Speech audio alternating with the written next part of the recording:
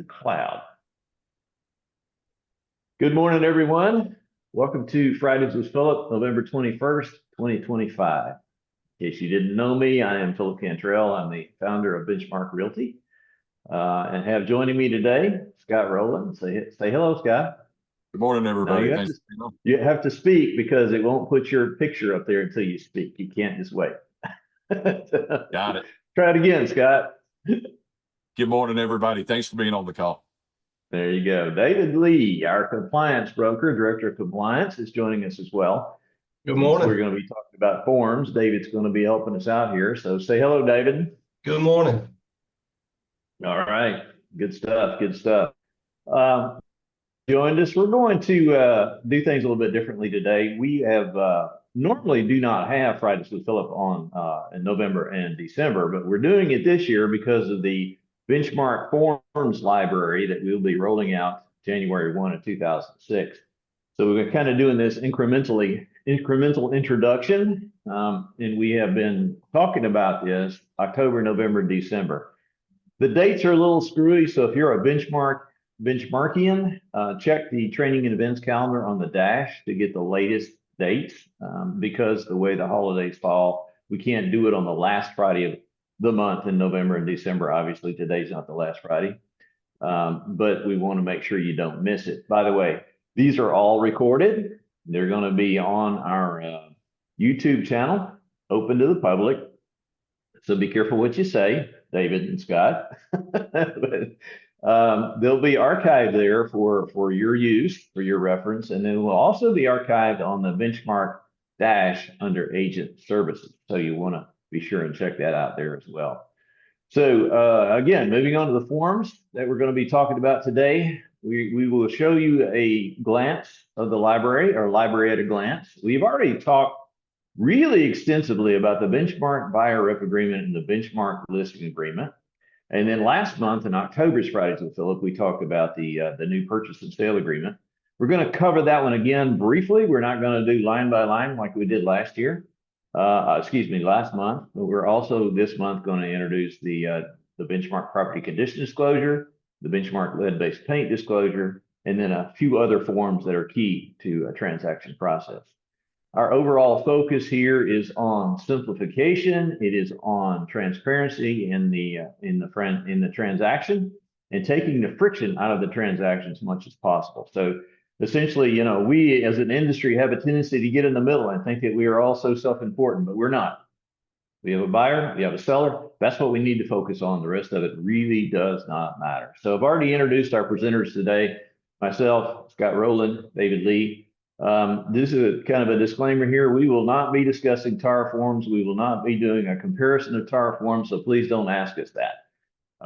We will use, use of the new Benchmark purchase and sale agreement is optional for realtors, but once we have our non-realtor option in place, it will be mandatory for non-realtors.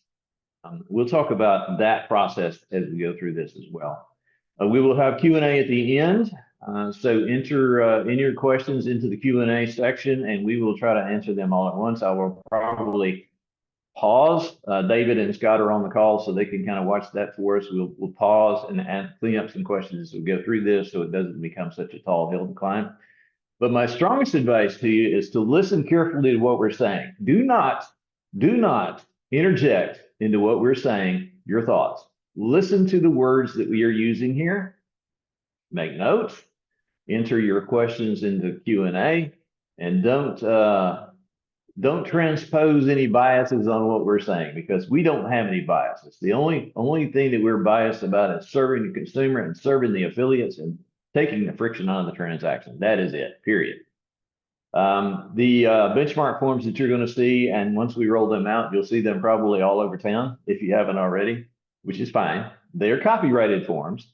Their use is controlled by copyright, and if you're interested, if you're another broker in the area and you're interested in utilizing the benchmark forms, then please send an email to scott@benchmarkrealtytn.com, and we can arrange something. Our focus is on helping the industry. Our focus is not on competition in any form or fashion. Our focus is on helping the industry, so we are there. One is we've been going through these classes in our individual offices. David Lee, our compliance broker, has been doing that. And some of the things that come up is that we find that some of our affiliates are still struggling with the concept that we do not share a compensation. And so we issued this compensation policy last year, actually, after the settlement agreement came out. And that's not to say that as a buyer's agent, you can't get paid on a benchmark listing. That is absolutely false. What it means is that it has to be worked out within the confines of the purchase and sale agreement between the two principals. You as an agent are not a principal to the agreement, so let them work it out. And we have issued that as a written policy, and we actually give some information on how that works, what to say when a buyer calls to inquire about what's being offered. The listing agent's response should be something along the lines of, my client is happy to entertain all terms and concessions of any offer presented, so put it in the offer and we'll present it. There's your compensation. Pretty straightforward concept, and it meets the intent of the settlement agreement, and it meets the intention of or satisfies, addresses the intention of the lawsuit, class action lawsuits that we've all just walked through. And I will issue a cautionary note, which you can see there on the screen, that if you, as a buyer's agent, say, I am not going to show a property if you don't give me X%, that is steering. The Department of Justice has called that point blank steering. And friends, that's a felony. So be really, really careful with that. Okay, moving on. We have covered extensively the buyer representation agreement as well as the listing agreement. These are the only two forms that benchmarkians are required to use. We do not accept any other listing agreement form. We do not accept any other buyer representation form. They are very simple. We have covered them, one might say, ad nauseum, but we just issued that was required back in June of 2025. So starting first of the year, probably going to be some folks. We even said that if you don't use it, if you're a repeat offender and using another form, then we can and will fine you, because we have to change the transparency in the transaction. That's what we're going to be doing. Buyer rep agreement, fundamentally clear definitions, agent-client relationship and duties are spelled out in plain English. They're 2025 compliant. Their updated features align with the class action lawsuits as closely as we could possibly get them, and they dovetail well in with benchmark policies. And as I have said at least 5 times already in this video, we are focused on consumer transparency in the transaction. When we polish them, we released them, showed them to you last month. Those are already installed in Transaction Desk. They're already installed in Dotloop. They're also on Benchmark Dash. We sanded them down a little bit and we went through them. I'm not going to cover them completely here because we already did, but the buyer representation agreement is 3 pages and it's very simple. The listing agreement, again, transparency in the transaction, and it too has been talked about extensively. It's a 5-page situation there. We added stuff to it. We talked about that in the October Fridays with Phillip. So if you guys want to go review that video, it's hanging out there on the dash, and it's also hanging excuse me, it's also hanging on our YouTube channel, so you can check that out. On the listing broker compensation and the listing agreement, there was some confusion, as you can see. We've tried to define that. We've covered it extensively, but we have the listing broker compensation, then we have what happens if an unrepresented buyer shows up. Those two things are separate and apart. They are not together. And under the unrepresented buyer section, you want to understand that we're talking about total compensation there. So we talked about that quite extensively, and David has talked about that extensively in his classes. And that's one of the things that keeps coming up. So if you have any other questions on that, and David, you're going to be doing some classes on this in December as well, aren't you? That is correct. We'll be at every office. Be in every office. We're going to be talking about the forms we're showing here. We're going to be talking about the rest of the forms. And you have the opportunity to go one-on-one with the Benchmark Compliant Director of Compliance, as well as I believe Scott's going to be at those meetings as well. Right, Scott? Yeah, absolutely. We'll be there. It's had a great discussion in these meetings, so make sure and attend. This is your opportunity. Get off the sofa, get into the office, Get your questions answered so that you can hit the ground running in January 1 of 2006 and not miss a beat. That's the key. So briefly, we're going to go over the purchase and sale agreement again. We covered that quite extensively last month in Fridays with Phillip. David has covered it extensively in his group meetings, and then we'll be covering it again in our group meetings in December. But just going through it real briefly, I'm not going to do line by line like we did last month, but I do want to emphasize that what we have done is simplify, simplify, simplify. As the illustration on the screen shows, we have taken 5 forms, combined them into one, and it's only 9 pages because it's all plain English. It all meets the letter of Tennessee Code Annotated. It all meets the letter of Trek rules. It has been vetted by 6 attorneys, one of which is actually argued in one cases before the U.S. Supreme Court. So we are confident that this document covers all the needs of a transaction without adding unnecessary burdens to it. So we talked about how we have combined the confirmation of agency. You can see that in the top section there. I'm going to get my highlighter pen going here so you can see what I'm talking about. This section here is the confirmation of agency. Then you have, if you need, the personal interest form here. We have the property address.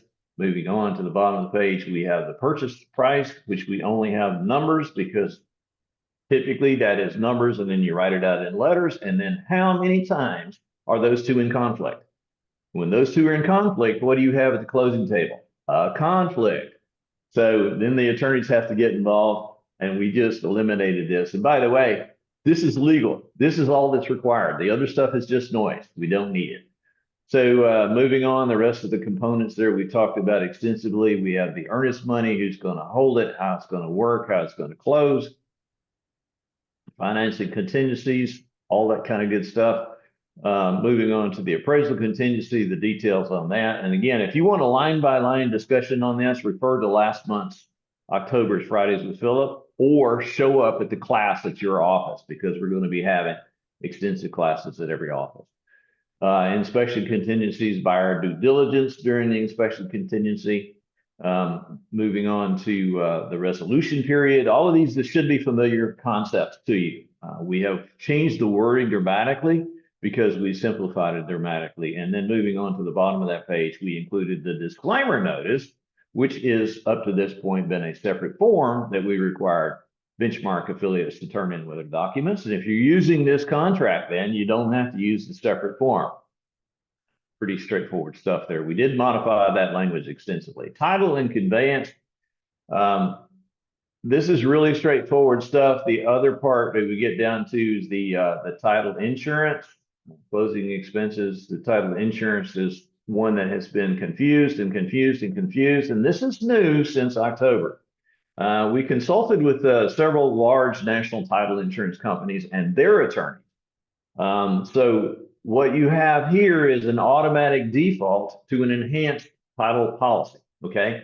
That verbiage you see right there on the screen is the definition of an enhanced title policy. It costs a little bit more, but what does it do? It protects you, and it protects your client, and it protects the buyer. That's why we defaulted to it, but we also have language right here that says buyer has the right to modify the type of policy.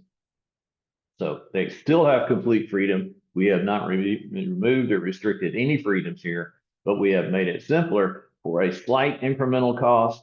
We have made the coverage magnificently better. Y'all want to say anything about that, David or Scott? Now, in our classes that we've been going around and doing at each location, Griffin and Chris has been doing a great job of explaining this. That's why it's important to show up to these classes, because you get more detailed conversation back and forth to get great clarity. So just want to put that extra plug in there for December's classes to show up. David, do you want to add anything to that? No, I think Scott covered it pretty well. We've worked on this for quite a while now, and I think it's absolutely as clear as we can make it.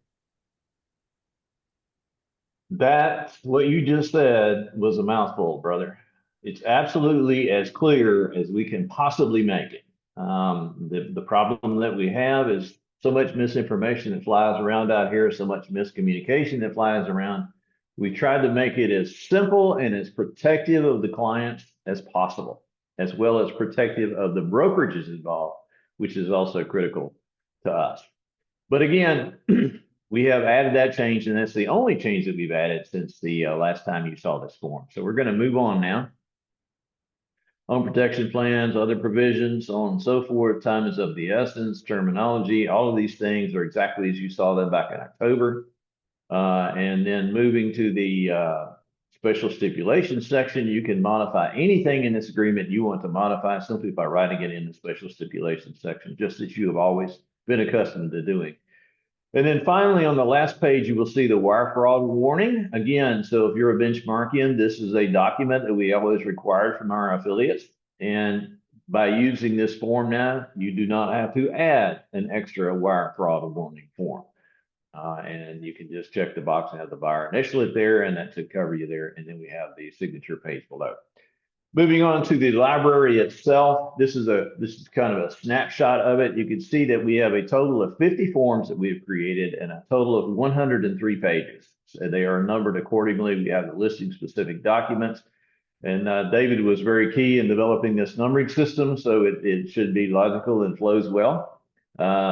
If it is in the number of pages that are on each document, you see they are all greatly reduced from what you might find now in other libraries. But you can see that some of these, like the listing checklist, that's already been released. You already have that. It's the same checklist. We released the right to sell listing agreement back in June. That's the listing agreement, which is mandatory. So that one's been released. Moving on down, we have the purchase checklist. Again, you already know that. The buyer rep agreement back in June 2025. The touring agreement, which has been in the library for a long time, that didn't change. These others are all new forms. So if you don't see yes by it, we either haven't released it or it's a new form for you. The closing checklist, moving down to the 500 series, the general forms. By the way, let me go back. Listing specific documents are 100 series. Purchase specific docs are 300 series. And then general forms are 500 to 700 series. You can see the closing checklist there, been released, the check submission form that didn't change. The big one here is the lead-based paint pamphlet, which is a government document. We didn't create it, and it's 18 pages. I'm sorry, it is what it is. There is also the RESPA docs that we've had all along, and then the earnest money release form, which we've had all along. And then all of these others are new that we've created, either created or utilized what was existing elsewhere. One of the forms that was existing elsewhere is the Tennessee Property Condition Disclosure. It is actually promulgated by TCA 66-5-202, says that the disclosure is required, and then moving down to 66-5-210, they actually provide the Tennessee Property Condition Disclosure in Tennessee state law. So we felt there was no need to reinvent the wheel. So we are going back to this form. We're going back to the form that is simplified. And I'm going to take this and just kind of blow it up a little bit here for you so you can see that it's very familiar information that you see on the screen there. It's all really straightforward. It just is a matter of simplifying, I guess, is what I'm trying to say. So going to the bottom of that page, you can see that the only thing that we have added is this part right here, and you can see my little mouse. I lost my laser pointer when I went to magnifying. So you can see right here on garage, this was something that was always, and this is a David Lee suggestion. So I'm giving full credit where credit is due. Say thank you, David. Thank you. We added none out here. So if there's no garage, click none. But that really used to cause a problem in compliance. And by the way, all of these forms, we have, how many years have we had a compliance department? Pretty close to, how many, Scott? 20 years? Yeah, 15 at least. Yeah. So we have had a standalone vertical to our business called the compliance department, and we have people that do this full time, and David Lee is head of that.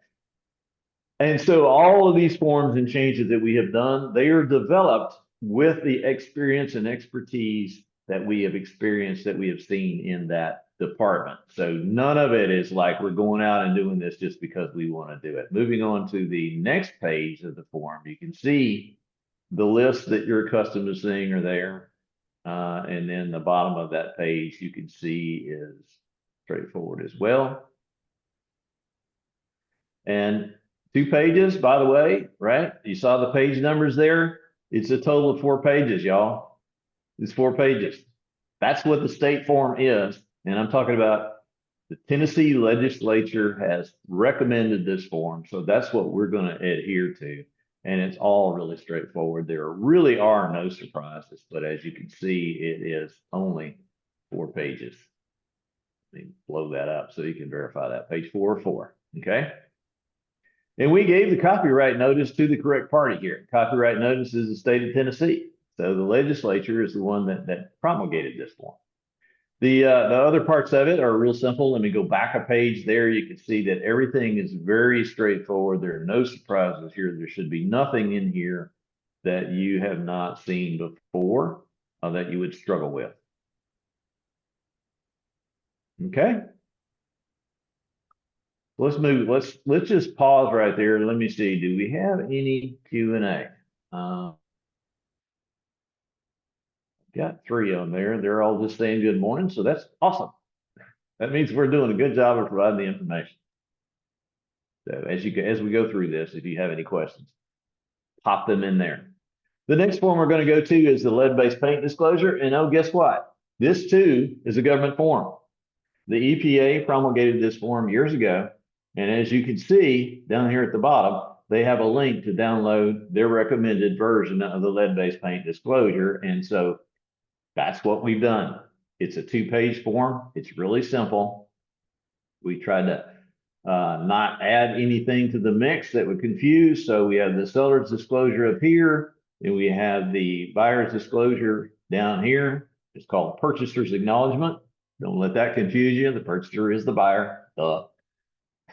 And then moving on to the next. We did tweak this up here at the top just a little bit because there was some confusion on the wording. We didn't change the intent. We just changed the wording a little bit up here in the agent's acknowledgement. You can see seller's agent has been informed of the seller's obligation, or purchaser's agent has been informed. And we went on to say that, you know, there's a footnote there, and dropping down to the footnote, you can see here at the bottom. Just kind of mess. Here we go. Sorry, I lost myself on the screen there for a second. The footnote is only required if purchaser's agent receives compensation directly from the seller. You're probably going to have to take care of that because of the way we do compensation now. So just pay attention to that. And again, David will be covering these in classes. So if you have any questions, come to the class. Any comments on that, fellas? No, pretty straightforward. The forms that the governmental entities provide, we use. Yeah. Exactly. Okay. So the next one we'll talk about is the multiple offer disclosure that we have created. Again, we have tried to make this a very simplified version of what now you're accustomed to utilizing. So we will cover this line by line.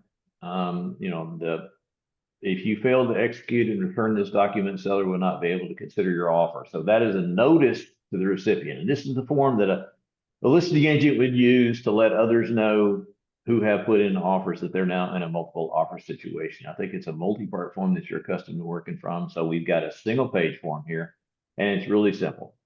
And we have the seller talking about the seller hereby gives notice to any offeror that has submitted a purchase and sale offer or counter offer or prospective offeror for the purchase and sale of the property, and it gives the address. And then as of the date of this notification as follows, and that's the date of this notification, we are involved in a multiple offer situation in the above referenced property. Simple English. All offers will be considered subject to the following. Number 1, all offers must be in writing. No verbal offers will be considered or accepted. Under no circumstances will verbal communication be binding on a seller. Okay, so it says it right there. The listing a broker agent must receive your offer no later than and gives a due date. Delivery of such offer may be via email to listing/agent at, and there's where your email address would go and the phone number. I'm sorry, that's the name of the phone number and the email would go there. Listing, next line 16, listing broker agent will present all written offers to seller no later than 5 p.m. the following day. So you got a deadline and you got a deadline for offer presentation. If seller rejects purchaser's offer, seller will provide offer or with notice in writing of such rejection by listing broker agent. Okay, this is something we're going to talk about here in just a second about receipt of offers and notification of rejection of the offer is articulated under both TREC rules and the Code of Ethics. So we want to make sure that we don't just ignore people when they submit an offer, that we actually sign a rejection and return it to the offeror's agent.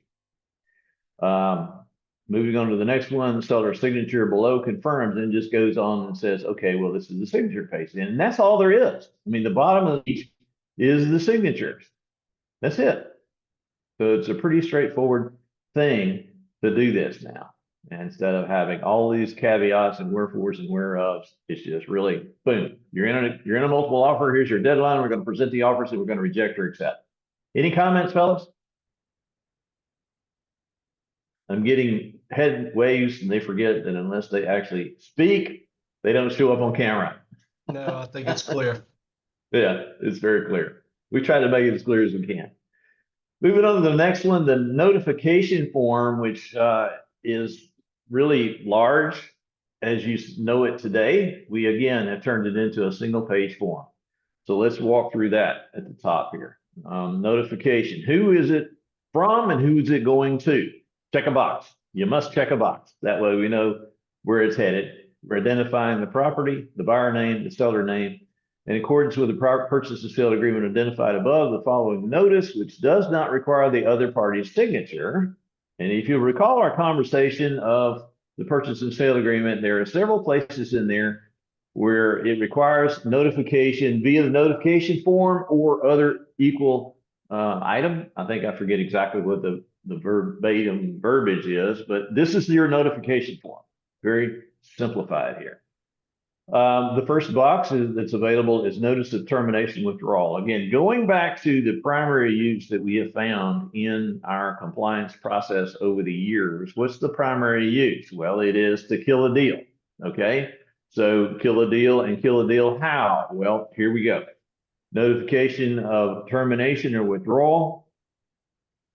And it specifies this notification hereby serves as notice of termination of the purchase and sale agreement and written demand for distribution of earnest money and trust money to the buyer, if any, for any of the following reasons. And then it lists what we have found are the most common reasons why deals die. First one is the financial contingency, buyers canceling the purchase and sale agreement due to buyer's inability to obtain financing.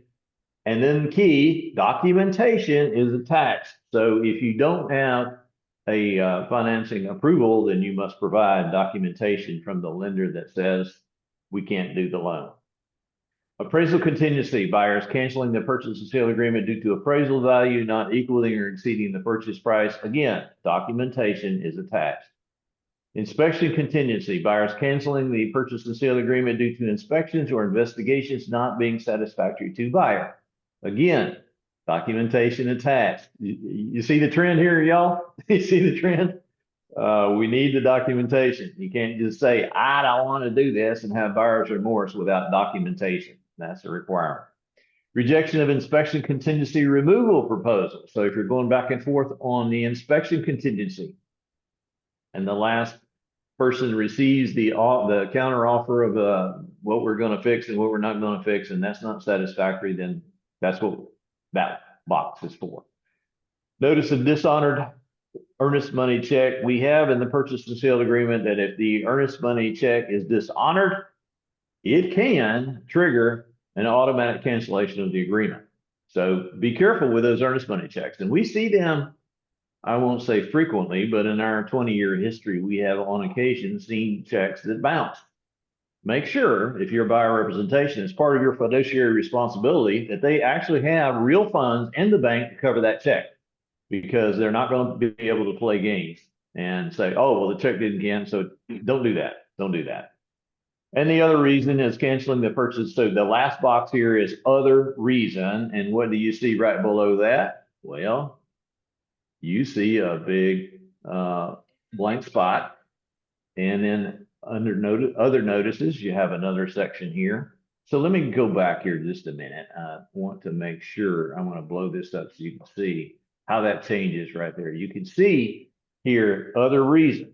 And then there's a big space to write in other reason right there. Okay. So going back to the original portion of it, of notice of termination withdrawal, and then other notices. So if it's not killing the deal and you're making other notices, then you would drop down to this section here. Hopefully that makes sense. You have notice of withdrawal offer proposal. You have a notice of release of inspection contingency, which is something that you're supposed to let people know when you're releasing it, accepting it as is. A notice of home sale contingency removal on the buyer's property at blah. And then again, you have another big notice here. So this portion up here deals with termination. This portion down here deals with other notice. And I hope that makes sense. It's really straightforward. And then it is a notice here, Trek Rule 1260-2-0.09 talks about disbursement of earnest money. So with this form, if you're killing the deal, you don't need another form. You have the form right here. You have the notification right here. You have the notice right here. And then you have the party giving notice. We probably are going to still require at Benchmark the earnest money, similar earnest money disbursement release. We have developed that form that basically releases not just earnest money, but liability between the two parties. This form would not really do that. This form would not really do that because it's a unilateral form. It's not a bilateral form. Do you want to speak to that, either one of you? No, I don't think you can make it any more clear. Okay. And I apologize for my phone a while ago. I thought I had it on mute, but clearly I didn't. So we have to get through it here. It's on mute now. Okay, so just kind of putting all these together. I don't want to overwhelm the audience with too much at once. And that's why we're doing this in incremental bites. Next month, we will do more of the forms. And then eventually, obviously, at the end of the month, we will have all the forms available.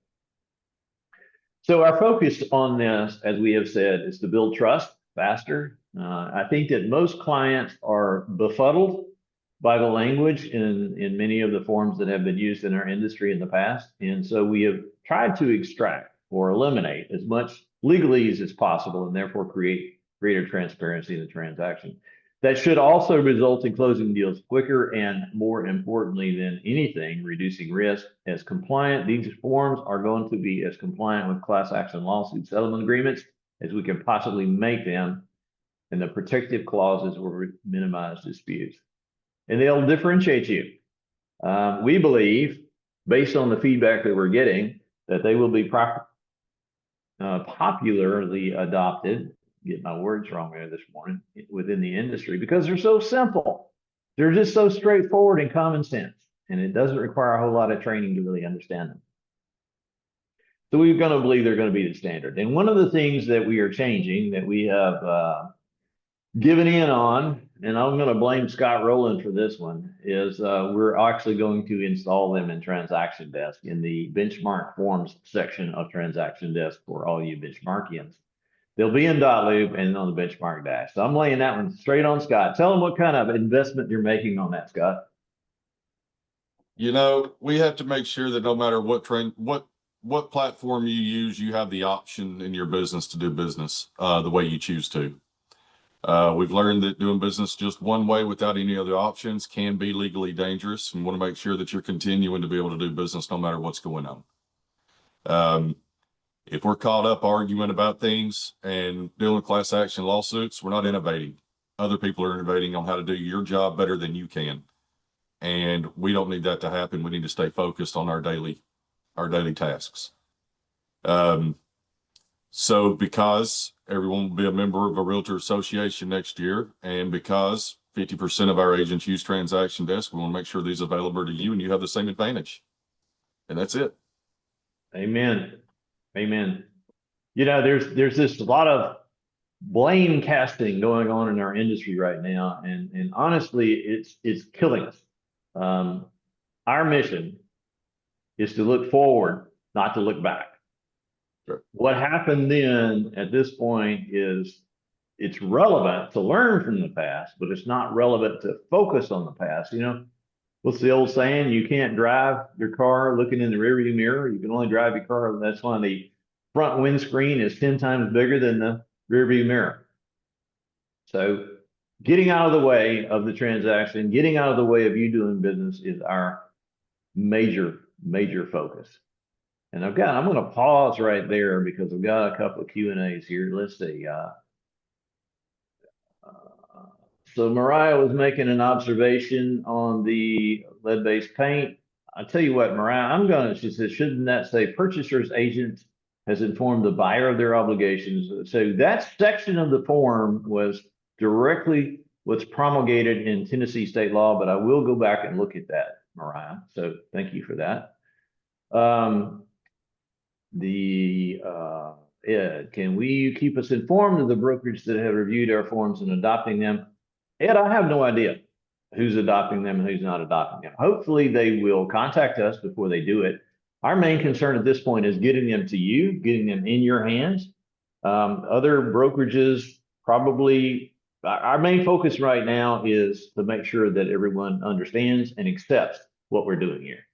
Can I add to that? Yeah, please. Yeah, just a second. So let's use our shared compensation rule as an example on this. If we were not the only brokerage to ban shared compensation within our organization, there was very small few in the area. And I'm going to say if you were a buyer's agent at that time and you didn't have any pain points in that process, you're lying.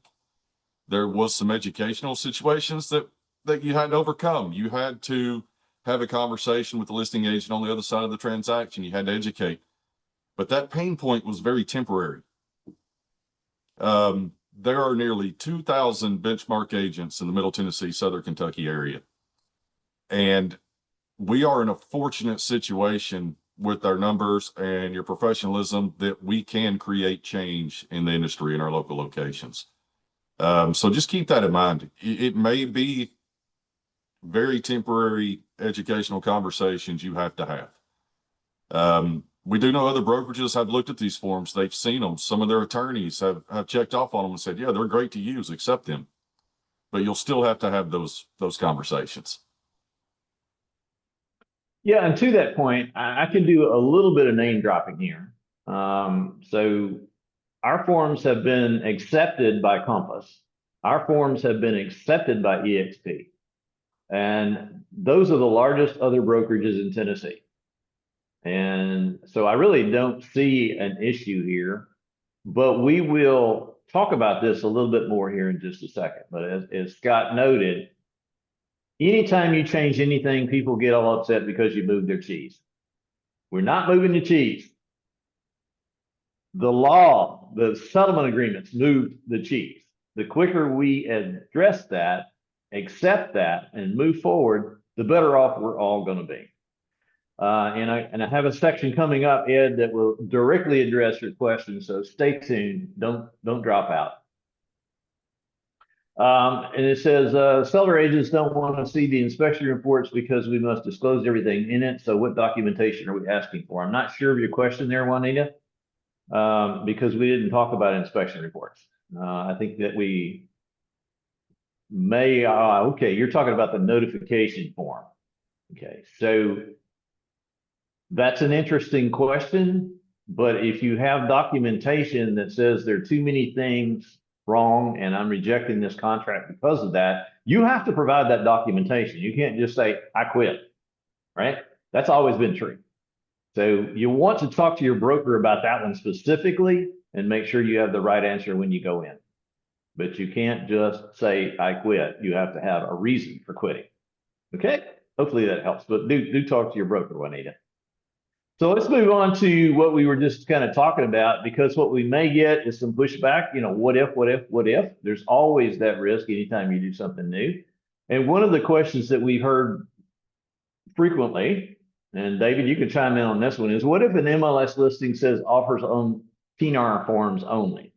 Okay, so our answer to that is this. That verbiage conflicts directly with 1260.02-0.08 TREC rule. Dave, you want to talk about that? Sure. That's basically whether they're a realtor or a licensed agent, they have to present the offer. And if you request it, they have to provide in writing that they did actually present the offer. And just like we talked about a little bit earlier, if it's declined, we need to get written verification of that. Exactly. So let me read this TREC rule. This is a TREC rule. So the state regulator for your license has determined this. The broker affiliate broker promptly shall tender every written offer to purchase or sale obtained on a property until the contract is signed by all parties. And it goes on to say, to finish up down here, in the event the offer is rejected, the broker or affiliate broker shall request the seller to note the rejection on the offer and return the same to the offeror or the offeror's agent. So we saw this discussion on the closed group the other day about, I wish people would answer their phone, and wish people would respond when I send an offer and so on and so forth. Here, what you're seeing is the state rule that says you must respond. In other words, if you send them an offer, even if it's written on a notepad, a yellow notepad, if you send them an offer, they must present it. And if you request it, they must provide proof the offer has been presented.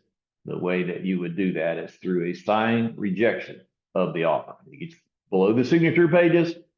On the signature pages, there's a box that says rejected, accepted, counter. Pretty straightforward stuff. So if you're a listing agent and you're getting this stuff, you need to be responsible. If you're a buyer's agent and you're handling your buyer, representing your buyer, you need to be responsible and make sure you get a rejection if the offer is rejected, and make sure it's rejected, and make sure that they have actually presented it. But point blank is, this is pretty much, I won't call it an illegal instruction, but it is a very contrary instruction to not only TREC rules, but also the Code of Ethics. Standard of Practice 1.6 says realtors shall submit offers and counteroffers objectively and as quick as possible, period. There's no additional stuff to that standard of practice. That's what it says. Okay? You must present it. And the same thing in 1.7, very similar, when acting as listing brokers, realtors shall continue to submit to the seller or landlord until closing or execution of a lease all offers that are presented. Really straightforward stuff. So that's the counterpoint to this question up here. What if an MLS listing says offer on 10 forms only? There you go. Now you have your answers. Other concerns we've heard, what if using the benchmark forms puts my buyer in a disadvantage? That's kind of an interesting question and kind of a paradigm of scarcity in the head there, because if you've ever sold new construction, you use the proprietary contract form. There's not a builder in Tennessee that uses the TNR forms that I know of anyway.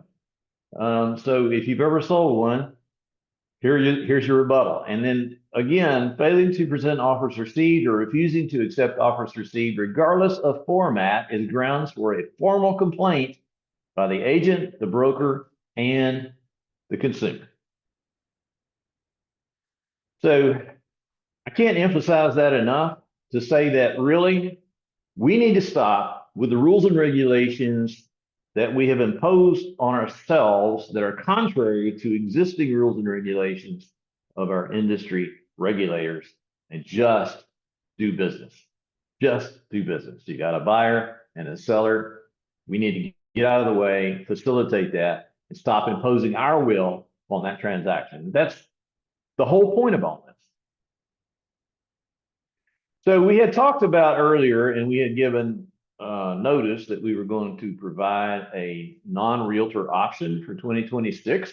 The RealTrax MLS removed the requirement for realtor membership April the 1st of 2025. our plan was to have the forms in place and to have, if you listen to any of the Fridays with Phillip over the last 6 months, you know this already, but I'm going to reiterate it. Our plan was to have one in place. What we found was that there is a 1972 rule from NAR that prohibits us from doing it the way we were planning on doing it. So the main point I want to emphasize here, it is a temporary pause. And I want to be crystal clear on that because I had a conversation with a fairly important person in our industry yesterday. And he had heard that we had given up, that we had thrown in the towel on this concept, providing a non-realtor option.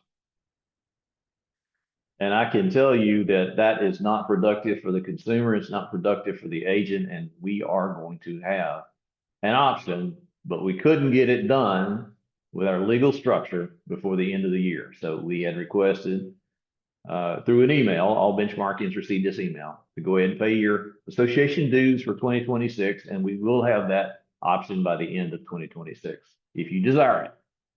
I want to be clear on that. So why are we so worried about all this stuff? Excuse me. This is why. These class action lawsuits cost a lot of in our industry. NAR has this attitude that they've gotten everybody covered with this payment of $418 million. Obviously, they didn't. These are all the payments by the other brokerages that I want to point out here is this one. $3.75 million that United Real Estate, our parent company, paid as a settlement in 3 class action lawsuits. And these lawsuits are not over. They are not done yet. So that's why we are so focused on increasing the transparency and putting everything in front of the consumer that the consumer needs to make a logical decision. That $3.75 million cost Benchmark Realty almost $900,000 balance sheet charge. Do you know how many 439s it takes to make $900,000? So that's the pain point that we are trying to eliminate ever happening again in the future. Ever happening again in the future. And we're going to do whatever it takes to do that. Scott, you agree with me on that, brother? Or are you going to fight me on it right here in front of everybody? No, I'm really hesitant to comment on it, but one of the things I want to point out, what you're looking at on this slide here, you're looking at your national associations and you're looking at the large brokerages in the nation. What's to prevent your name from being in one of these columns right here? I'll tell you what could happen is if everything always stays the same and everyone is too scared to change and no one wants to put the financial investment in to create change and help provide options, that could be the next step in our industry. So look where United Real Estate sits. What if it said so-and-so team leader? You're protected in the first round, but it doesn't mean we're protected forever. And I just want to add that point. And even as teams, well, every company with sales, annual real estate sales above $2 billion was exempted from coverage under this settlement right here. And that's why all these other people had to pay. Nobody likes to talk about that, but we have to talk about it because it's a real problem that businesses are facing. So, okay. Thank you, Scott. We had quite a few questions from the last Q&A. And so we want to try to cover those, and hopefully this will help answer some of your questions that you may have simmering in the back of your head. So at the time, we had not introduced all the rest of the forms library, even a list of what it was. So our answer, are there benchmark amendments and addendums and counteroffer, counter proposals, and all those forms? You saw the list, so you know that those are actually in the library, and we have created our own there. If you already have a signed benchmark exclusive buyer rep agreement, the previously updated one that had 4 pages, remember the new one that you just saw on the screen only has 3 pages. Do I need to replace with this new one? No. So long as we have a buyer rep agreement signed, it will be fine. Now, talking about buyer rep agreements, David, tell us what we are seeing as a recurring issue on the buyer rep agreements and the signing dates. A lot of times we will see, especially on new construction, the representative for the builder actually fills out the offer, and our agents are not getting buyer's reps signed before they go in. And so therefore their buyer's reps are signed after the binding agreement date. And under the settlement of the agreement, that is not permissible.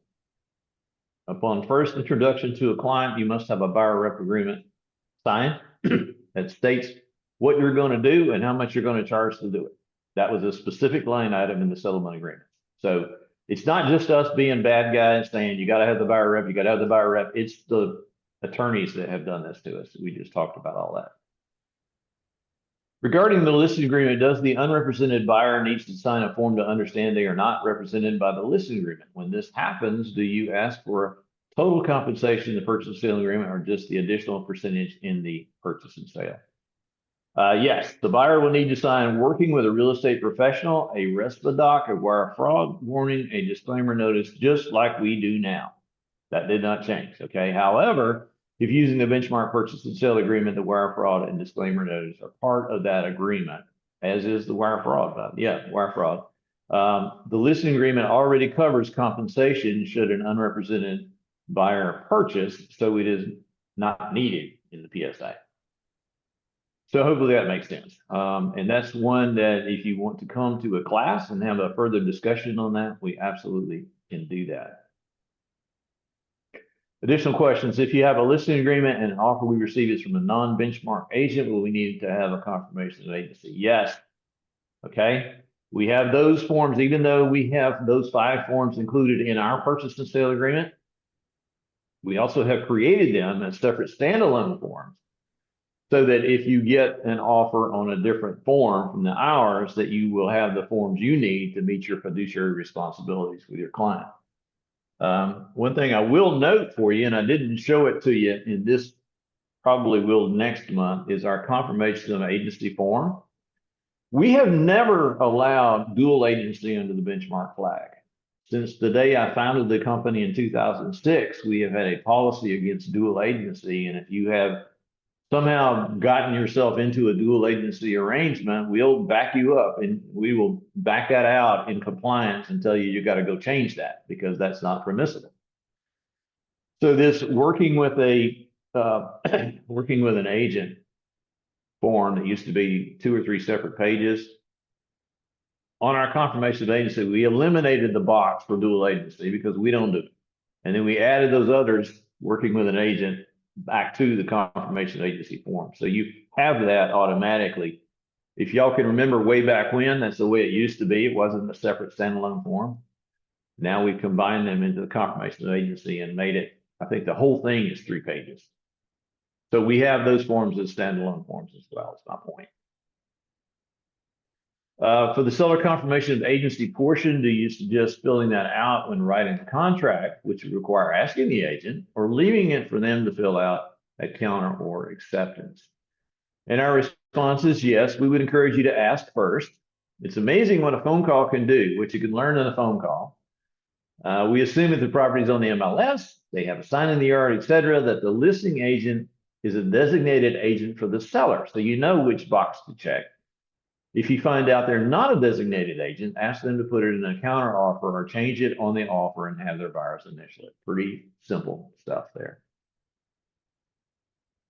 If we're making an offer to a non-benchmark agent and they request the confirmation be filled out, should we do it? Yes.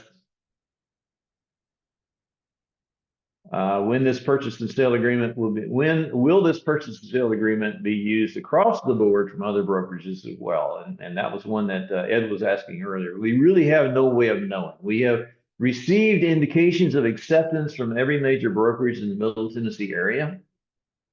So we don't think it's going to be an issue to have the conversation. But we are hopeful and we're pushing for the benchmark PSA to become the industry standard because it's focused on the agent, the consumer, and reducing the friction in the transaction. As I said, several larger brokerages have reviewed it and are telling their agents it's okay to accept. Whether or not an individual agent is going to push back on that, we have no way of knowing. We try to provide you with information to help with that change process, but we just don't know.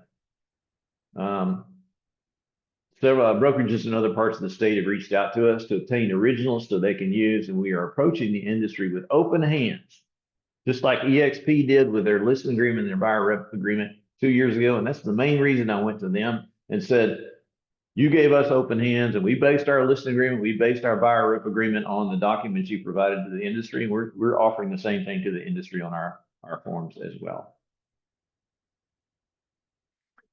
So if a representative buyer who wants to put it in an offer on a listing, can the listing agent refuse to accept the purchase and sale agreement that is not a TAR form, to be form, not firm, and require all offers to be submitted on TAR purchase and sale agreement? We covered that pretty exhaustively here. They are required to submit all offers they receive by both state regulatory agency, which is TREC, and then also by the standard of practice of the Code of Ethics. So if they refuse to, your client, as a basis for complaint, a formal grievance, Code of Ethics complaint, as well as a TREC complaint. I'm not out here banging the drum saying we're going to complain against everybody and sue everybody. Do not misinterpret what I'm saying here. But I'm saying there are levers already in place to prevent that from happening. And then again, you perceive other brokerages giving pushback, and as Scott said, there was change. There's always been change. There will always be change. And sometimes there is pain associated with change. But remaining steadfast and being professional and being consistent in the way you approach this. We were told directly, point blank, by other brokers when we changed our policy on not holding earnest money.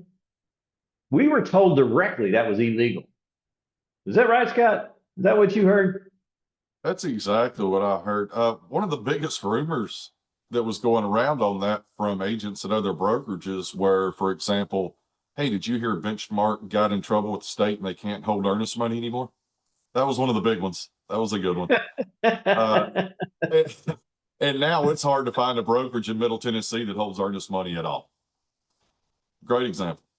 Perfect example of what we're talking about here. Nobody ever likes change, but we didn't move the cheese. The class action lawsuits moved the cheese. We are trying to modify, adapt, move forward, and efficiently serve the consumer as much as possible. I can't emphasize that enough.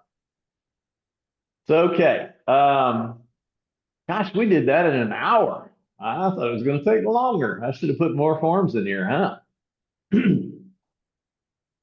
Q&A time. If you have a question, now would be the time to load it up into the Q&A block. And right now, I'm showing no open questions. So, David, do you have anything you want to add to what we've shared today? Not really. If you've got questions that you want answered and you're not putting them in the Q&A right now, make sure you show up for class in December, and I'm happy to help any way I can. Perfect. And remember, we have what I believe to be the strongest broker leadership team in the absolute nation. And they can answer any of these questions that you have. They can answer them. David can answer them. Happy to answer them. So reach out individually, one-on-one. That's the strongest recommendation that I can make.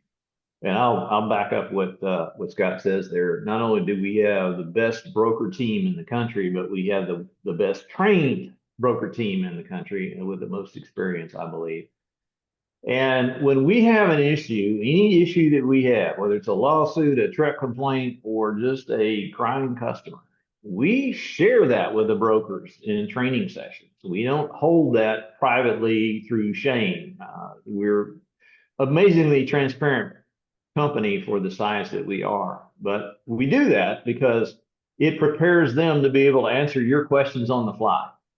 And so we have this, sometimes people will show up in class and they have questions, and David and I and Scott and I are looking at each other saying, what the heck, man? That's a question they should have asked their broker 6 months ago.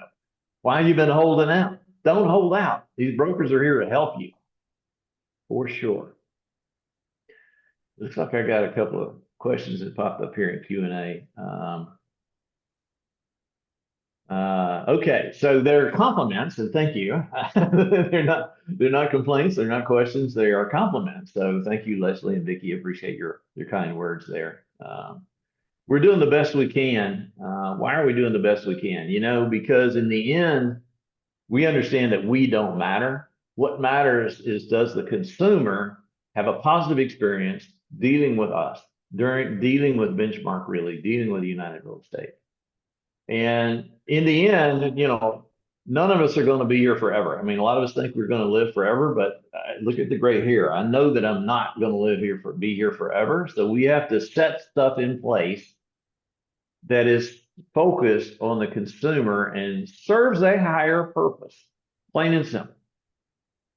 So I'll get off my soapbox. I could really go to preaching on that one pretty fast.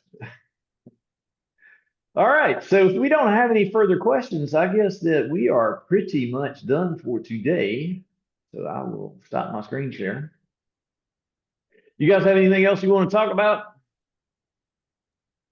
No, just if you ask someone, well, since the word change has come up so much in this hour conversation, if you present a few small changes that create a more simplistic approach and provides more transparency to everyone involved in a transaction, who could tell you that's a bad thing? Those that want to keep it the status quo in the way it always was. Exactly. And nobody would want that unless it was for selfish reasons, right?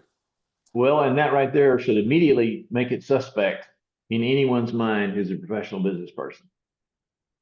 Because we've always done it that way are the 7 worst words in the English language.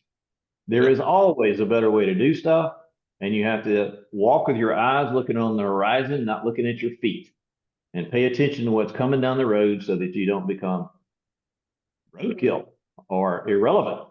I mean, there's lots of noise in the media about Zillow right now, right?